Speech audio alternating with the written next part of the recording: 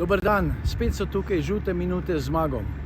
Danes bomo govorili o teh grozljivih dogodkih, ki so se pred dnevi zgodili, ko je nek mladinec, otrok pravzaprav, s pištolo ubil 8 svojih sošolcev, oziroma žrtev je bilo kasneje še več. Grozljivo. In potem se je zgodilo nekaj podobnega še v enem mestu v Srbiji. Kaj je bilo tam? Nekdo je z kalašnikovim užgal po ljudeh in je bilo ogromno mrtvih. Pa potem vzamemo še primer tistih punc v Celju, ki so se teple in so prebijale eno svojo sošolko in nihče ni nič naredil. Kam gre ta mladina in kdo je kriv? Kriva je ta prekleta permisivna vzgoja, ki jo je vpeljal LDS, ki je, hvala Bogu, crknil, in tisti njegovi pedri in LGBT variante, ki so se razpasle zdaj. Včasih, v mojih časih, so mulce vzgajali drugače. Če ni šlo drugače, je prišla klofuta, ki je bila zelo vzgojna. Ne govorim, da je treba otroke pretepati, ampak vsake toliko časa je pa zdravo, da kakšen dobi kakšno okoli ušes.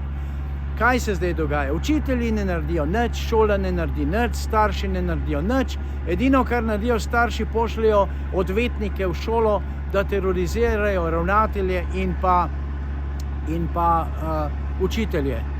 Grozljivo. In kaj se zgodi potem? Nihče za nič ne odgovarja. Kaj pa delajo socialne službe? A se tam one gospe čohajo po spodnjem delu hrbta in čakajo, da bo dan minil, da bojo šle domov delati kakšne svoje zadeve, ki jih prej niso storile. Sranje na vsej črti. In kaj? Permisivna vzgoja gre naprej. Amerika kraljuje in Ameriki je všeč, da imamo mi debilno, zahojeno, primitivno mladino, ki ne dela drugega, ki visi na tistih svojih ali na telefonih ali na računalnikih in ves čas razmišlja, kje bi dobilo denar, kaj bi delali, da bi imeli denar, da bi pa kdo delal, ne, delal pa ne. Sicer pa ni čudno, toliko linuhov, kot jih imamo na sociali, to je za znort. Recimo, meni so ljudje reče, Zmago, 10% je tistih, ki so upravičeni za socialo. 90% je lenuhov, ki nočejo delati, ki se otepajo dela in ki bi naredili vse, samo da ne bi bilo treba delati. Tukaj zdaj se sliši en traktor. Zakaj se sliši? Zato, ker kmetje delajo. Imaš pa lenuhe, ki se čohajo po riti, pa med nogami, pa lezejo v rit, ne vem, kjer mu vse, pederska varianta, gor, dol, LGBT, pa porivajo pse, mačke, opice, ne vem koga vse. Kam smo prišli? In kje je ta naša ustrana država, ki bi morala skrbeti za mladino? Je ni, ker jim je vse eno, ker gospa in gospodje tistih na vrhu so približno iste sorte.